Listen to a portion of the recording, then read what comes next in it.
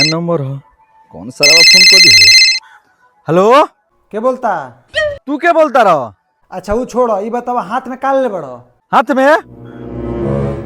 में तो बोतल ले बनी। ठीक है तो अपना गोनिया में डाल लो।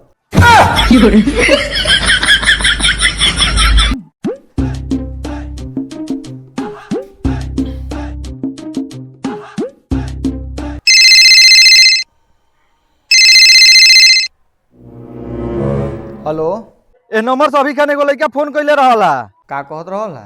कहता कि हाथ में का ले बड़ो तो हम कहनी कि बोतल ले बानी। सरवा का कहता कि बोतल अपना गणिया में डाल लो। कितना देर पहले जी? अरे ये 5 मिनट पहले। ए महाराज रहुओ बानी खिलाड़ मरद 5 मिनट ले गणिया में कहाँ डोले बनी? अब निकालियो करे के बहरी। वाला ना जाने कौना खानदान के हवा से कुल के कुल बनले बरस।